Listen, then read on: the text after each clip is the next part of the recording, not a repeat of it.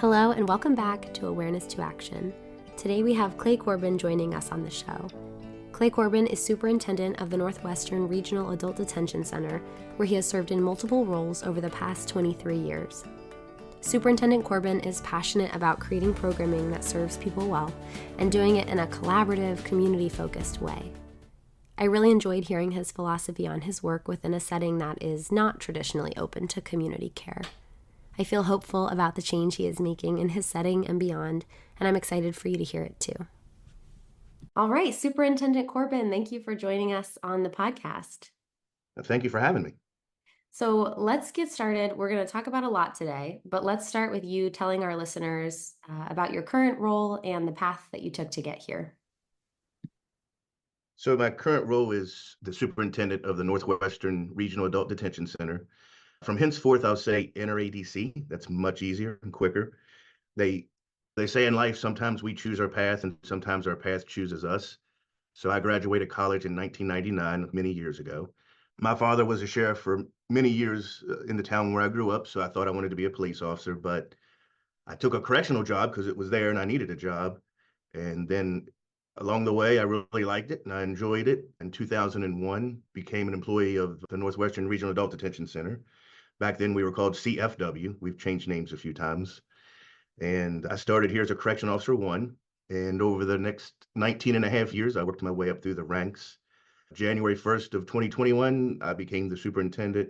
And I'm the 5th superintendent we've had here. And I'm always proud of the fact that I'm the first one to go from correction officer 1 up through. So I always jokingly say I'm homegrown, but I feel like that gives me a lot of perspective that someone transferring into the position wouldn't have. In short, that's how I got here. Yeah, thank you. What has it been like for you to move through the ranks and to see each role on your way up? How does that inform the way that you lead the people who are in roles that you've already been in? So part of it is as you go up through as you change rank and even as you change departments within the agency, you're exposed to a lot of different things, different sides of the facility. What's unique, I feel like, about me, the first 17 years, I was really the security guy. 14, 15 of those years, I was a defensive tactics instructor. 10 of those years, I was on the jail version of SWAT. We call it Special Operations Team. In 2016, the superintendent said, I'm going to move you to community corrections. I was a captain at the time. And I was very resistant to that because I've always been the security guy. And I went over there and of course I saw a whole new world. That was the programming, and that's where I got bit by the programming bug and my perspective really changed. And then prior to becoming superintendent, he put me in support services, and that's where you're over about 8 different groups, but that's medical, mental health, transportation. So each part of the journey, you're exposed to something new in a different facet of the jail. And there are so many things in a jail. So you have to have all that background and of course, the experiences you have, the lessons you learn along the way and dealing with all different types of groups of people. So I didn't understand it at the time, but it was a very good decision of him moving me around. So I'm glad it worked out the way it did. Isn't that how it always goes? The best things are what you're not expecting. Absolutely. I'm excited to talk with you about programming because I too have been bit by the programming bug in a different setting than yours, but I think that's a very real thing. I'm going to quote you and say that how we've done it the last 30 years isn't working. Can you walk us through what isn't working and what your team is doing to try and find new ways of moving forward? Sure. And when I say we, I mean corrections as a whole. And I'll start off with the concept of warehousing incarcerates. Warehousing incarcerates is when you offer no programming, they come here, they do their time, and they leave. There's a theory that's been proven in corrections called the law of low risk, high risk. If you put a low risk offender in with a high risk offender, at the end of the day, the low risk offender becomes more like the high risk offender. I won't say that jails and corrections creates criminals, but I think warehousing definitely increases criminal behavior. We're not doing people any justice. A lot of this starts back in the 80s. You had the Just Say No, which was great in concept, but then there's the war on drugs, then there's 3 strikes and you're out. And really, to boil all that down, it's just we're going to lock people up for longer than we did before. And for some reason, I guess the ideology at the time was, okay, they'll learn their lesson, but that's not how it works. So in effect, we only probably exacerbated the problem. So the whole thing for me with programming is we have a captive audience. They're here. I'm never going to be one of those ones who say you can't come to jail. I feel like that's where it starts. And a lot of these folks, they have a criminogenic need somewhere. It's substance abuse or mental health or lack of education or what have you. So they're here and it's idle time. So why shouldn't we be working on that? That's how you do successful reintegration. And historically, jails hasn't really done a lot with reintegration until lately. We always felt like our job was once they're released, it's done. But really, that warm handoff and that good transition back into the community is as vital as anything else. To me, programming overall is the future. There's nothing in warehousing people anymore. I feel like we have an obligation to try to help people. Recently changed our vision statement to, I made it a little more personal, and that's the brand here. I want it to feel personal, not just that robotic place where people issue discipline, but kind of the synopsis of the vision is we want to send people back better than we found them. Addiction is literally in every family. You'll find very few families that don't have some family member or friend that suffered it. It's in my family as well.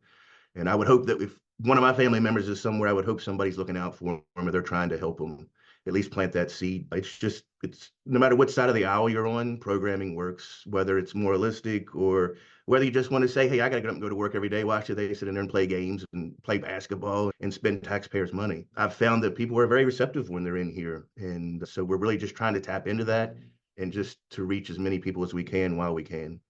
And I think we are at a time where, there have been people in past decades who have said, I don't think we're doing it right. I think it would work better if we did it this way, but we're at a place where we have now research and data that supports that. Like we know that there are far better ways than how we've been doing things in again, many sectors, not just the one that you're in, but certainly there as well. So some of the focuses within the therapeutic programming in your center include setting boundaries, healthy communication, reconnecting with family, financial management, coping with grief. I mean, the list goes on. I got to look through the programming pamphlets and really just was struck by how relevant those topics are to all people. Like most of us could benefit from all of the ones I just mentioned.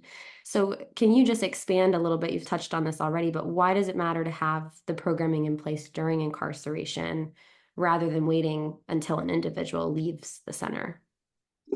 So I feel like if we wait for individuals to leave, then we're already behind. It's already too late. I don't know if the analogy is good or not, but I liken it to you go to the doctor because you have a cold, and then he says, well, I'll prescribe you this, but when you feel better, take it. That's after the fact, right? So, like I said, half of the equation is in the seamless transition for reintegration. So we need to address the needs they have now. We need to get them refocused.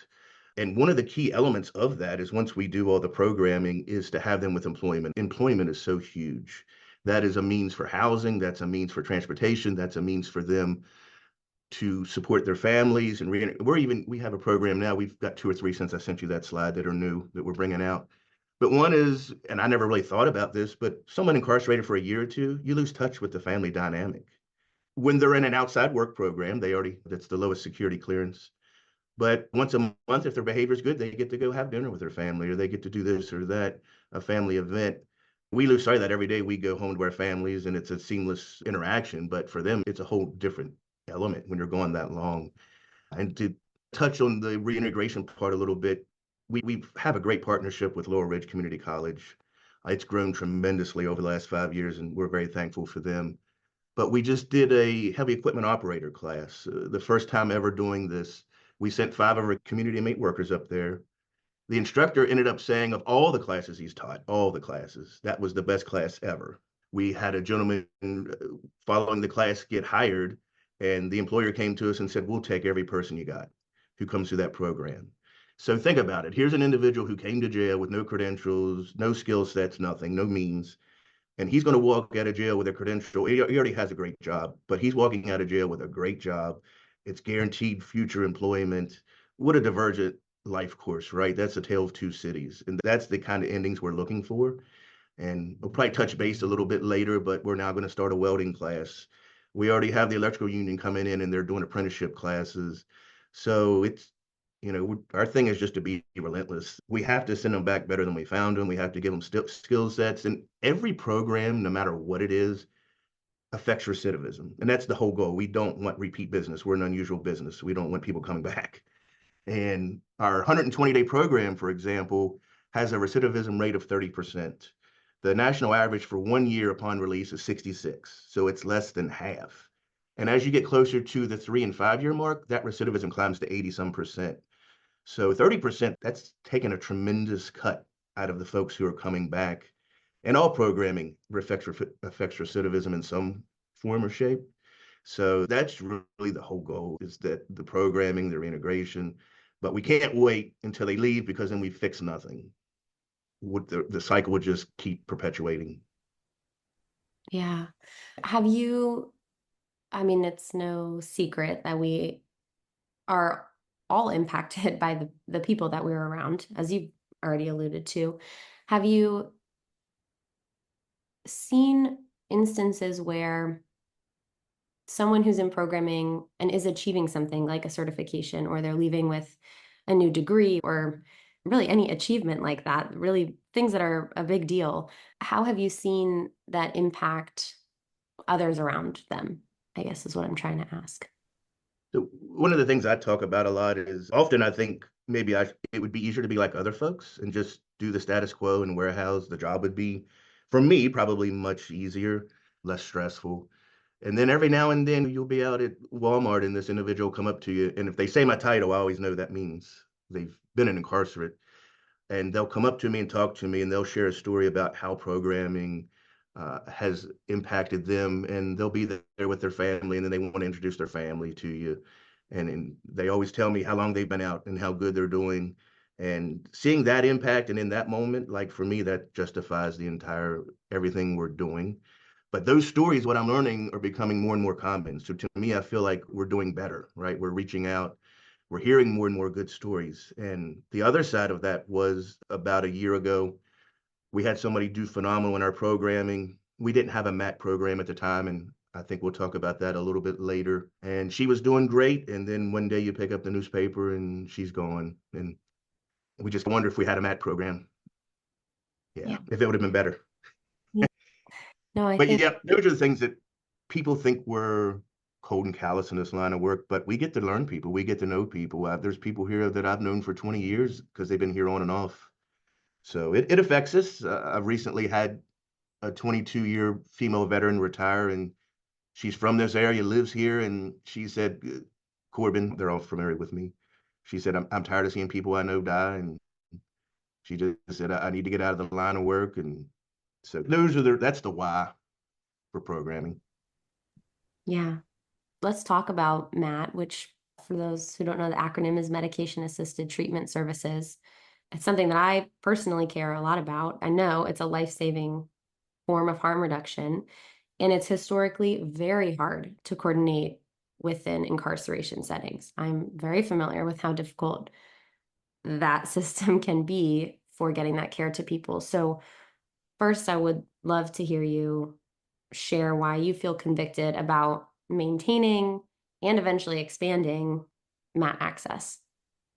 So I think the good thing about me is I like ideas. The bad thing about me is I like all ideas. I hadn't been superintendent for very long, and I was at a superintendent's meeting, and a group got up, and it was like they were affiliated with SOARS, and they were talking about medically assisted treatment, and I never really knew much about it. But I just thought, what a phenomenal way, with what we see going on, to try to address the issue of addiction. So we came back and I started talking about it a lot, and we started working towards it. We're in phase 1 right now, and I think we currently have like 72 people in the program. But ultimately, I want to do phase 2, where we can reach everyone. It is a controversial topic, even with a lot of my colleagues. Things like, well, you're just replacing one drug with another drug. Clay, it's like you're on a diet and you switch from chocolate ice cream to strawberry ice cream. By the way, I like both kinds. But the reality is, people function on Suboxone. They can have careers, they can raise their families. And at some point, they'll most likely come off. But even if not, they can function, and they can't function on what they're on now. So that argument, I don't think, is very valid. The other one is we've spent our whole careers keeping drugs out of the jail. Now you want to bring drugs into the jail and distribute them. Well, drugs, if you tell me there's a jail without a drug in it, I'm going to tell you you're full of it. It's the epidemic grips people in such a manner that drugs are in every facility. We do everything we can and we do very well here with it. But it's a constant fight. It's a constant battle to keep them out. So we're regulating it. But over the last probably 3 years, we've noticed how people come back to us and they're in worse shape than ever. They're sicker and sicker from the addiction. It's taken us longer to get them back to health, and it was this crazy cycle of we nurture them back and we send them out, and they're back in a few months and they look the same way they did before. And it was just over and over. What's the definition of insanity? Doing the same thing and expecting a different outcome, correct? And then over the last few years, I shared a story a second ago, we're just seeing more and more of them pass away, die from this.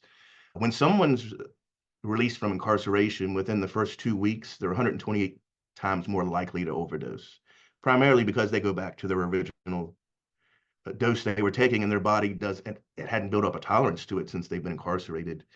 So it's time we have to do something different. And jails, I feel like we have to take more of a role and be more on the stage.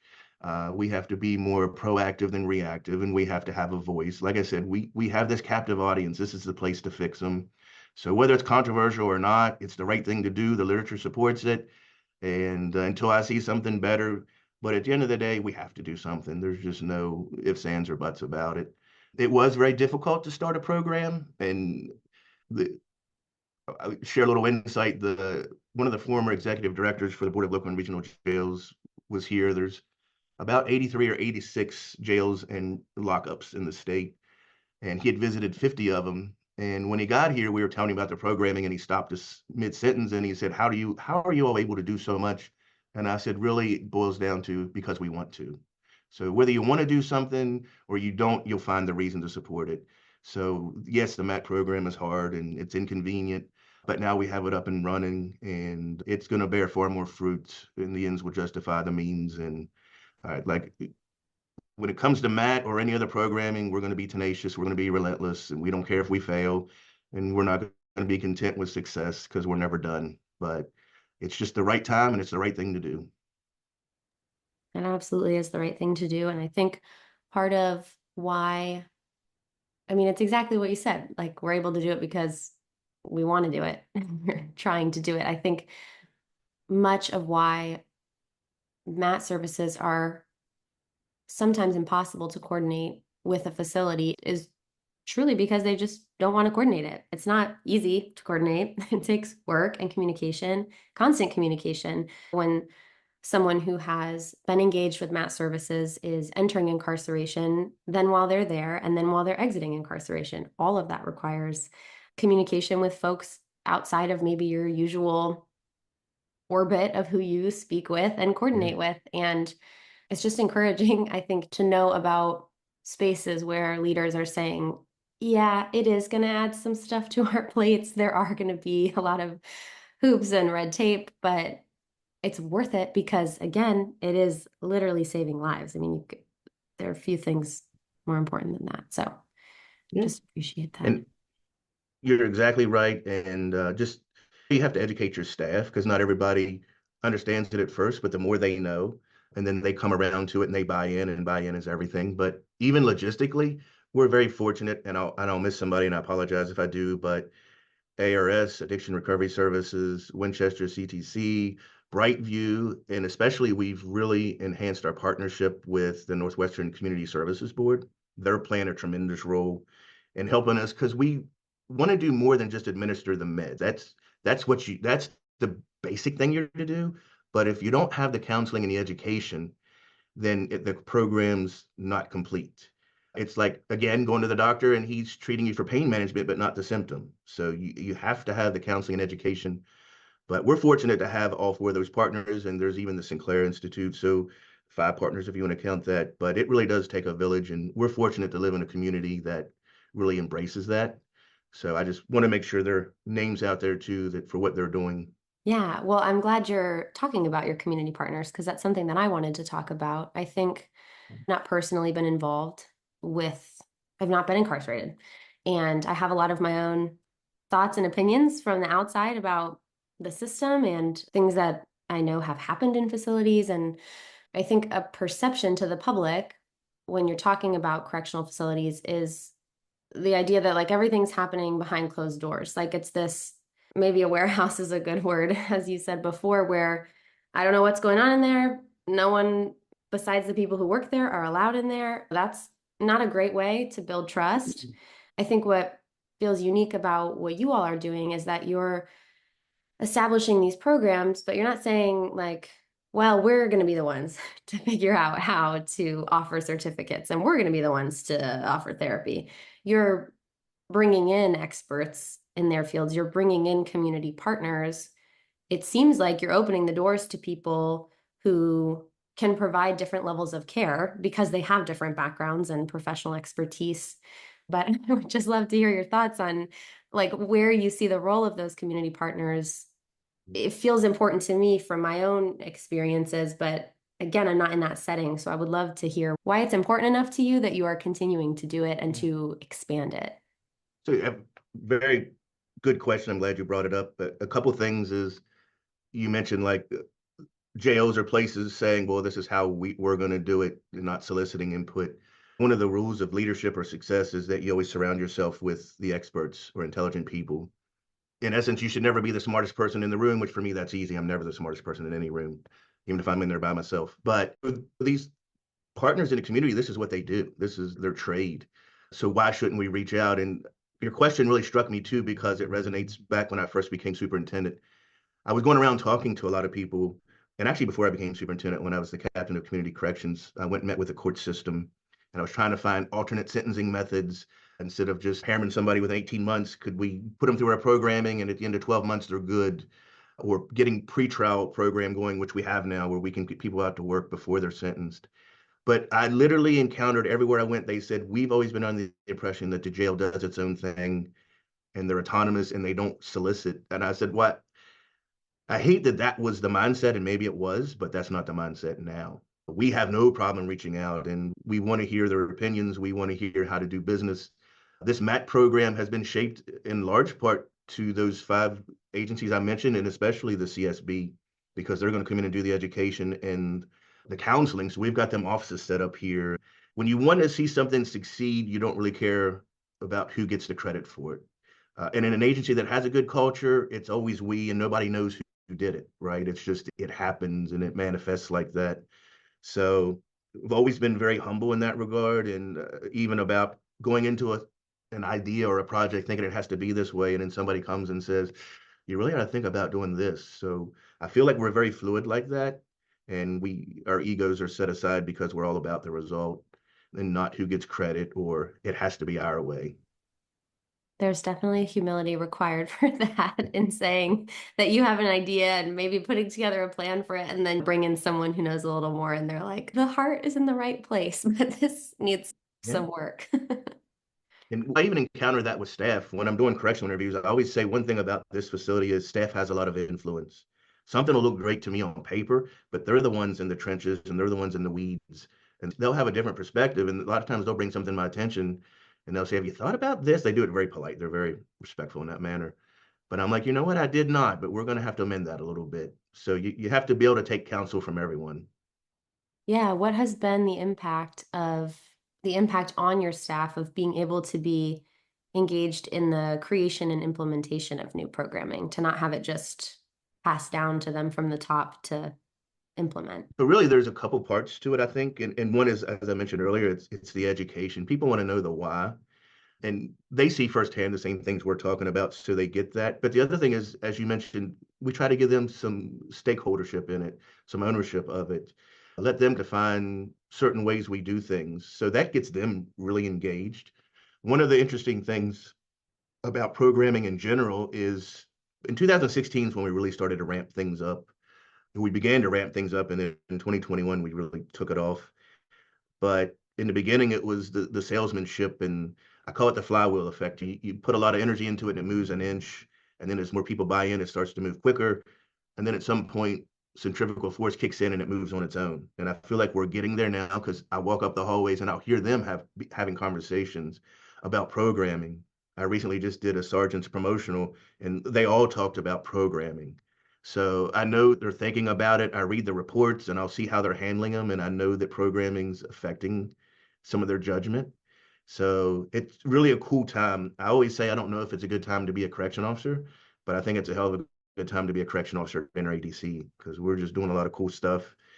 But watching them buy in, that's the coolest thing. And that starts with having great staff. And I'm blessed to be surrounded with 200 amazing people that are dedicated and loyal to their trades. Yeah, I think there's a really powerful investment that comes when you feel an ownership in your work. Like you have a part in it. And so there's a desire to become more invested, and you're more invested in the outcomes. And then that facilitates more growth and change and additional programming.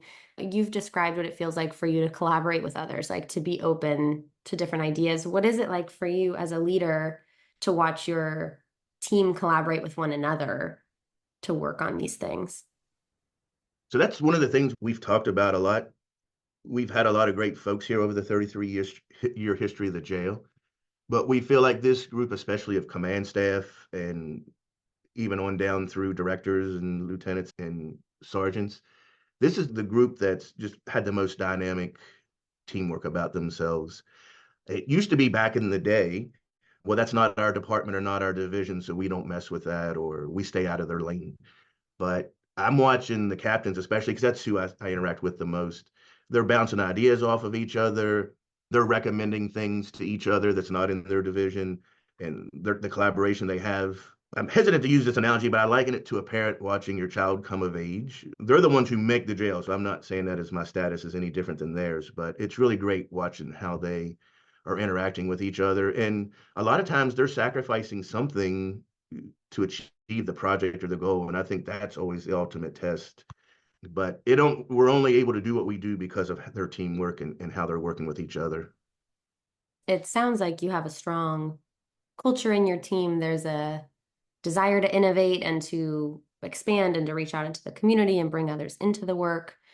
But that's all within your team and your setting. So what has it been like? I have to think that you are in communication with others in similar roles in different settings. What has it looked like for you to share what you're doing when it's different or maybe a little bit revolutionary compared to what others are doing in their settings? So I always use this for the last few years and I don't say it as an arrogant statement, but I always say we're one of the premier agencies. I don't feel only in the state, but even farther geographically. And because of the amount of programming we're doing, and about 4 or 5 times a year, all the superintendents get together.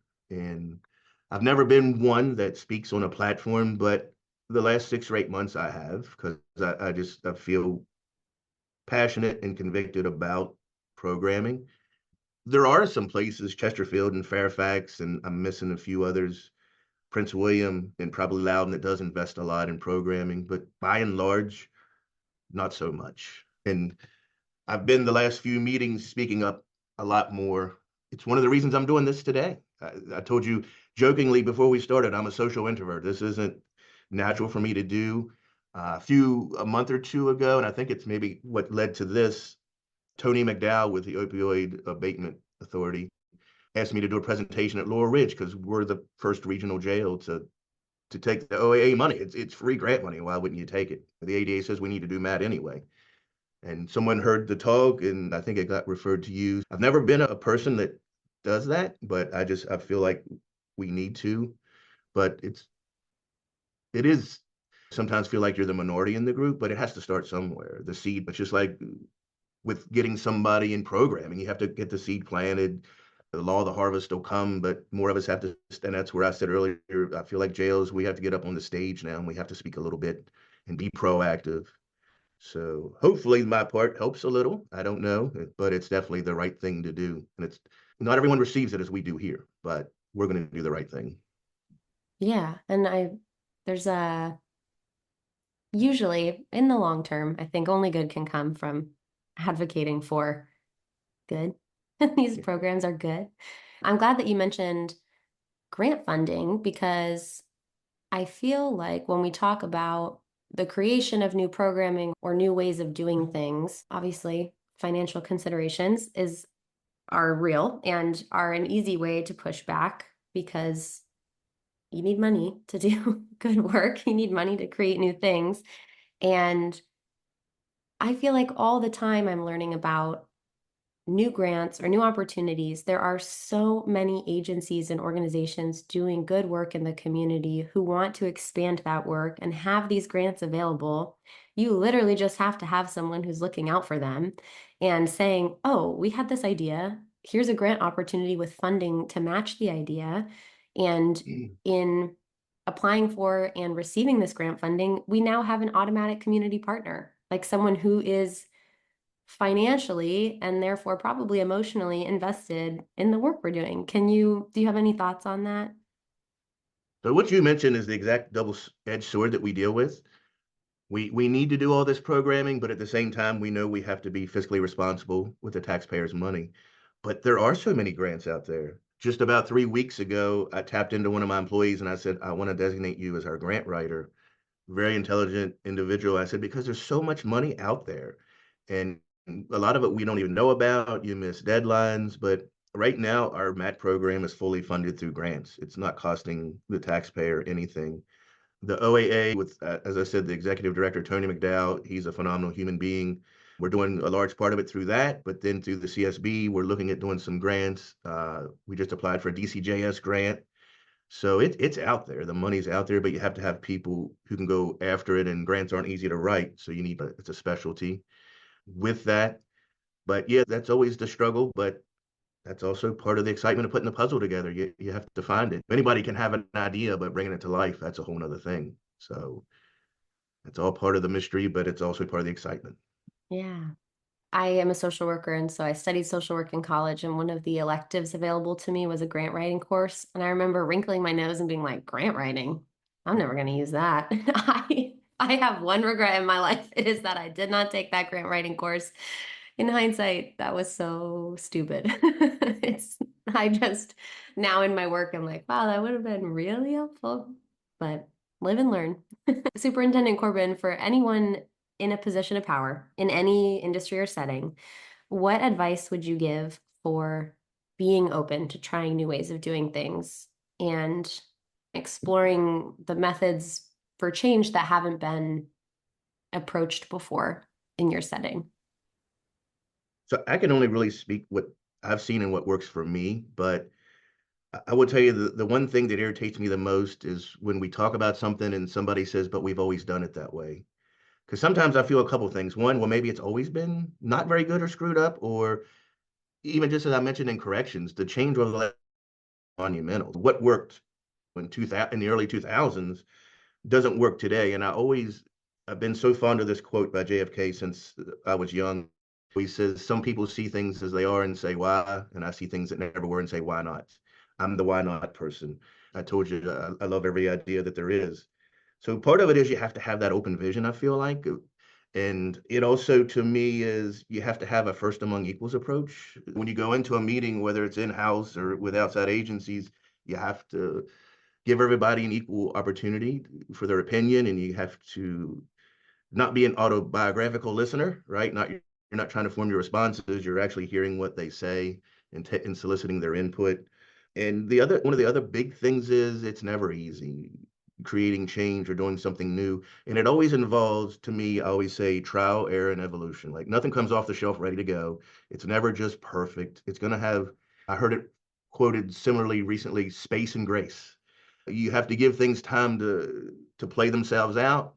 Captain Custer, I turned over the MAT program to once we brought the idea here, he's fond of saying, first we want to learn to crawl, then we're going to walk, and then we'll run with the MAT program. Because we ultimately want to do it right, and to build something special, you have to give it time. So I definitely agree with the space and grace. But I really feel like those things, it's the vision and it's the willingness to solicit the input from everybody and hear it. But then just knowing it's going to be a work in progress. But there's nothing makes me happier than to hear what NRADC is the first place to do that. And I've heard that several times over the last couple of years. So it's just that willingness to do that. And I feel like when we take these positions, we should be taking them with the idea of we're going to advance the position before we turn it over to somebody else. We have a very limited time in our roles and to be on stage to do what we do. So we have to do as much and help as many while we're there. I love that space and grace. I think having it for ourselves and the people we work with and the programs and change we're trying to make. Yeah, thank you for sharing all of that. I want to also ask you our big question that we ask everyone, our namesake question. What does the process of awareness to action mean to you? So to me, it's a continuous self-evaluation of myself to begin with, but then the people around me, the situations and the policies. Because as I said, things change, we change, the variables are always changing, right? They're not static, they're dynamic. So part of that is always analyzing. And we do that here for every situation. If something happens, we're like, what could we have done better? How could we have prevented it? What's different now than before? So that's continually evolving. And I think part of that analysis is you have to be fluid. You have to be willing to say, and not, we've always done it that way. Get rid of that mindset and say, well, now it's different. So we have to move with it a little bit. And the same things happen with the implementation of MAT. We've had to alter things all along the way that we didn't anticipate, but we had to be fluid and not rigid to do that. And I think the last part of it is the collaboration with your staff and the partners. You have to hear their feedback and get their input on things. And one of the great sayings I heard one time was, at the end of the day, you either have a seat at the table or you're on the menu. And which place you find yourself in has a lot to do with your vision and your awareness to action. So we want to always have a seat at the table. We don't want to be on the menu, but awareness to action is one of the ways we stay out of that scenario. Yeah. Well, I just really appreciate hearing your thoughts and your approach to implementing programming that matters and creates change. And I think, again, as someone who's on the outside of a facility like yours, to hear about partnerships that are being generated and life-saving care that's being brought in, like, it's just really, it's very hopeful. So thanks for sharing it with us today, and thanks for being here. Thank you. And just one of the things I want to say is television and theater does not do any justice to corrections. Today was an opportunity to share. I try to get us in the newspaper as much as possible, in meeting with groups in the public. I want people to know that, one, where's their tax dollars going, what's going on here. I want the community to know that we're trying to send people back better than we found them. 95% of all people return to their community, and there's only two ways they come back. They're either with more criminal behavior or they come back better people. So only one has a future really for success.